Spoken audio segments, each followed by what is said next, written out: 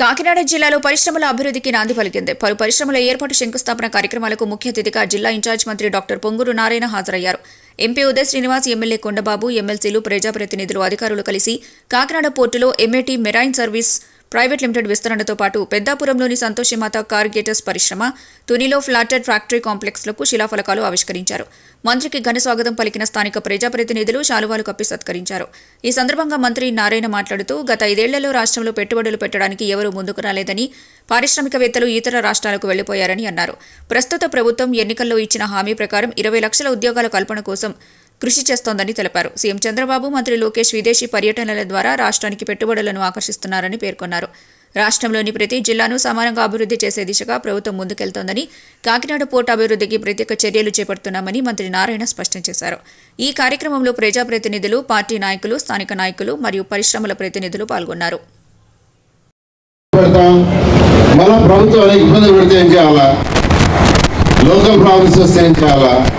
First చూసేది ప్రశాంతమైన వాతావరణాన్ని.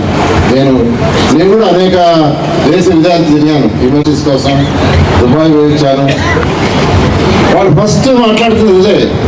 గత 5 సంవత్సరాల్లో ఏ రోజు చూసినా ఆంధ్రప్రదేశ్లో ఎవరో ఒకరిని అరెస్ట్ చేయటం, జైల్లో పెట్టడం, ఈ హరాస్మెంట్లు ఉన్నాయి, అందువల్ల మేమంతా రాలేదు, ఇదే మాట ఎక్కడికి పోయినా.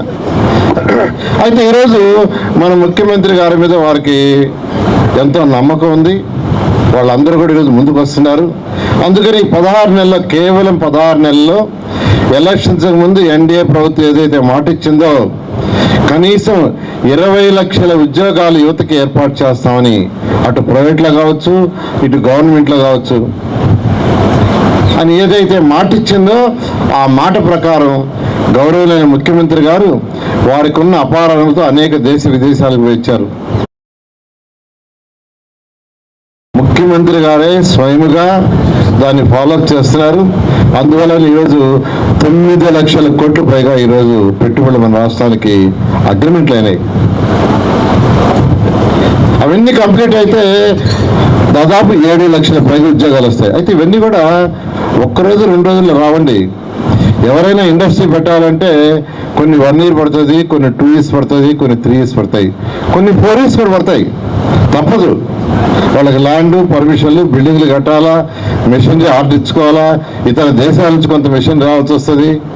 ఇవన్నీ కావటానికి 1 year to 4 years. ఎప్పుడు వ్యాపారం, ఇండస్ట్రీస్ అంటే 5 నిమిషాల్లోనో 10 నిమిషాల్లోనో, 1 రోజులోనో 2 రోజులు చేసేది కాదు.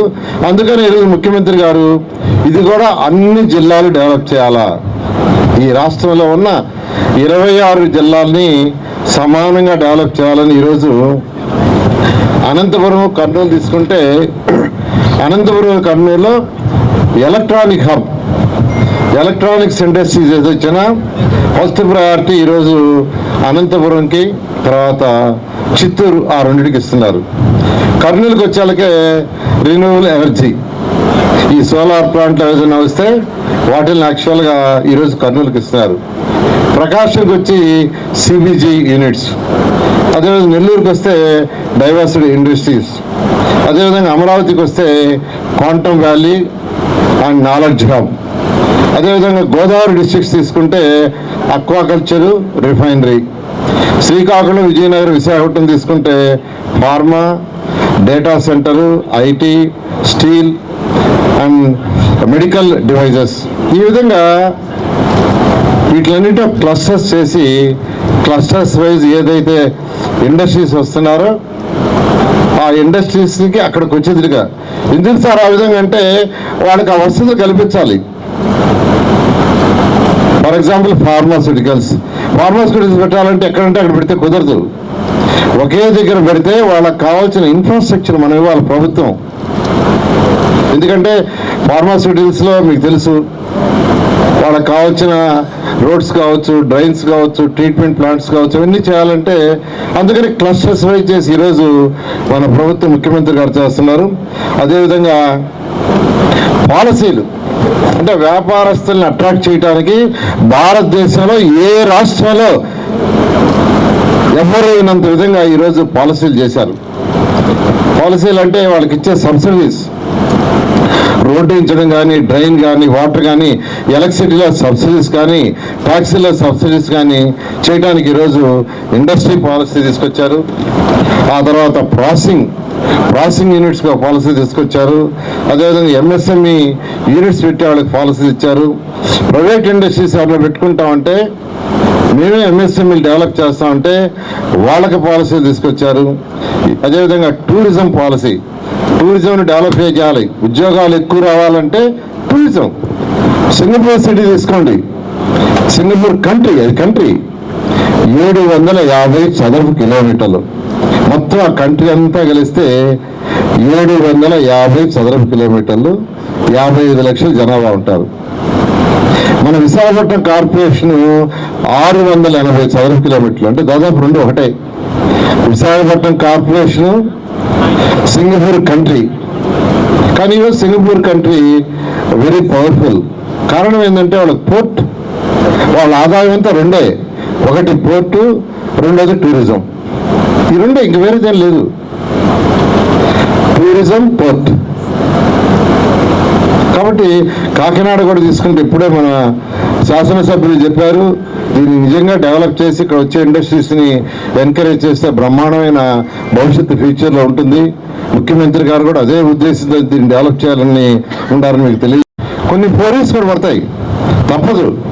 వాళ్ళకి ల్యాండ్, పర్మిషన్లు, బిల్డింగ్లు కట్టాలా, మెషినరీ ఆర్డర్ ఇచ్చుకోవాలా, ఇతర దేశాల నుంచి కొంత మెషిన్ రావాల్సి వస్తుంది. ఇవన్నీ కావటానికి 1 year to 4 years. ఎప్పుడు వ్యాపారం, ఇండస్ట్రీస్ అంటే 5 నిమిషాల్లోనో 10 నిమిషాల్లోనో, ఒక్క రోజులోనో 2 రోజులు చేసేది కాదు. అందుకని ఈరోజు ముఖ్యమంత్రి గారు ఇది కూడా అన్ని జిల్లాలు డెవలప్ చేయాలా, ఈ రాష్ట్రంలో ఉన్న 26 జిల్లాల్ని సమానంగా డెవలప్ చేయాలని ఈరోజు అనంతపురం, కర్నూలు తీసుకుంటే అనంతపురం, కర్నూలులో ఎలక్ట్రానిక్స్ ఇండస్ట్రీస్ ఏదో వచ్చినా ఫస్ట్ ప్రయారిటీ ఈరోజు అనంతపురంకి, తర్వాత చిత్తూరు, ఆ రెండింటికి ఇస్తున్నారు. కర్నూలుకి వచ్చేళ్ళకే రిన్యూవబుల్ ఎనర్జీ, ఈ సోలార్ ప్లాంట్లు ఏదైనా వస్తే వాటిని యాక్చువల్గా ఈరోజు కర్నూలుకి ఇస్తున్నారు. ప్రకాశంకి వచ్చి సిబిజీ యూనిట్స్, అదేవిధంగా నెల్లూరుకి వస్తే డైవర్సిటీ ఇండస్ట్రీస్, అదేవిధంగా అమరావతికి వస్తే quantum valley and knowledge hub, అదేవిధంగా గోదావరి డిస్ట్రిక్ట్స్ తీసుకుంటే అక్వాకల్చరు, రిఫైనరీ, శ్రీకాకుళం, విజయనగరం, విశాఖపట్నం తీసుకుంటే pharma, data centre, IT, steel and medical devices. ఈ విధంగా వీటిలన్నింటి క్లస్టర్స్ చేసి, క్లస్టర్స్ వైజ్ ఏదైతే ఇండస్ట్రీస్ వస్తున్నారో ఆ ఇండస్ట్రీస్కి అక్కడికి వచ్చేదిగా. ఎందుకు సార్ ఆ విధంగా అంటే వాళ్ళకి ఆ వసతులు కల్పించాలి. ఫర్ ఎగ్జాంపుల్ ఫార్మాస్యూటికల్స్ పెట్టాలంటే ఎక్కడంటే అక్కడ పెడితే కుదరదు. ఒకే దగ్గర పెడితే వాళ్ళకి కావాల్సిన ఇన్ఫ్రాస్ట్రక్చర్ మనం ఇవ్వాలి ప్రభుత్వం. ఎందుకంటే ఫార్మాస్యూటికల్స్లో మీకు తెలుసు, వాళ్ళకి కావాల్సిన రోడ్స్ కావచ్చు, డ్రైన్స్ కావచ్చు, ట్రీట్మెంట్ ప్లాంట్స్ కావచ్చు, ఇవన్నీ చేయాలంటే అందుకని క్లస్టర్స్ వైజ్ చేసి ఈరోజు మన ప్రభుత్వం, ముఖ్యమంత్రి గారు చేస్తున్నారు. అదేవిధంగా పాలసీలు అంటే వ్యాపారస్తుల్ని అట్రాక్ట్ చేయడానికి భారతదేశంలో ఏ రాష్ట్రంలో ఎవరు అయినంత విధంగా ఈరోజు పాలసీలు చేశారు. పాలసీలు అంటే వాళ్ళకి ఇచ్చే సబ్సిడీస్, రోడ్డు వేయించడం కానీ, డ్రైన్ కానీ, వాటర్ కానీ, ఎలక్ట్రిసిటీలో సబ్సిడీస్ కానీ, ట్యాక్సీలో సబ్సిడీస్ కానీ చేయడానికి ఈరోజు ఇండస్ట్రీ పాలసీ తీసుకొచ్చారు. ఆ తర్వాత ప్రాసెసింగ్ యూనిట్స్కి ఒక పాలసీ తీసుకొచ్చారు. అదేవిధంగా ఎంఎస్ఎంఈ యూనిట్స్ పెట్టే వాళ్ళకి పాలసీ ఇచ్చారు. ప్రైవేట్ ఇండస్ట్రీస్ ఎవరైనా పెట్టుకుంటామంటే మేమే ఎంఎస్ఎంఈలు డెవలప్ చేస్తామంటే వాళ్ళకి పాలసీలు తీసుకొచ్చారు. అదేవిధంగా టూరిజంని డెవలప్ చేయాలి. ఉద్యోగాలు ఎక్కువ రావాలంటే టూరిజం. సింగపూర్ సిటీ తీసుకోండి, సింగపూర్ కంట్రీ 750 చదరపు కిలోమీటర్లు. మొత్తం ఆ కంట్రీ అంతా కలిస్తే 750 చదరపు కిలోమీటర్లు, 55 లక్షల జనాభా ఉంటారు. మన విశాఖపట్నం కార్పొరేషన్ 680 చదరపు కిలోమీటర్లు, అంటే దాదాపు రెండు ఒకటే. Visakhapatnam corporation Singapore country. కానీ ఈరోజు సింగపూర్ కంట్రీ వెరీ పవర్ఫుల్. కారణం ఏంటంటే వాళ్ళ ఆదాయం అంతా రెండే. ఒకటి పోర్టు, రెండోది టూరిజం. ఈ రెండు ఇంక వేరేదేం లేదు. Tourism, port. కాబట్టి కాకినాడ కూడా తీసుకుంటే ఇప్పుడే మన శాసనసభ్యులు చెప్పారు, దీన్ని నిజంగా డెవలప్ చేసి ఇక్కడ వచ్చే ఇండస్ట్రీస్ని ఎంకరేజ్ చేస్తే బ్రహ్మాండమైన భవిష్యత్తు ఫ్యూచర్లో ఉంటుంది. ముఖ్యమంత్రి గారు కూడా అదే ఉద్దేశంతో దీన్ని డెవలప్ చేయాలని ఉండాలని మీకు తెలియజేస్తూ, ఈరోజు ఈ యొక్క కార్యక్రమానికి అన్ని జిల్లాల్లో అన్ని కాన్స్టిట్యున్సీలో ఈ యొక్క శంకుస్థాపనలు ఇనాగ్రేషన్ చేస్తున్నారు. కాకినాడ తీసుకుంటే ఇప్పుడు కాకినాడలో Mat Marine Services Private Limited వారు టక్స్ ఓడలు మరియు బార్జులు వాటిని నిర్మిస్తున్నారు. దానికి 100 కోట్ల రూపాయలు వాళ్ళు ఖర్చు పెట్టేటట్టుగా డిపిఆర్ ఇచ్చారు. దాదాపు 300 మందికి అందులో ఉద్యోగ కల్పన కలుగుతుంది. అదే ముఖ్యం. 300 మంది వ్యక్తులకి ఉద్యోగాలు వస్తాయి. అదేవిధంగా సంతోర్ కారిగేటర్స్ ప్రైవేట్ లిమిటెడ్ తీసుకుంటే అట్టలు పెట్టే ఫ్యాక్టరీని ఒకదాన్ని యాక్చువల్గా పెద్దాపురంలో 51 కోట్లతో యాక్చువల్గా నిర్మిస్తున్నారు. దాంట్లో 110 మందికి యాక్చువల్గా ఉద్యోగాలు వస్తాయి.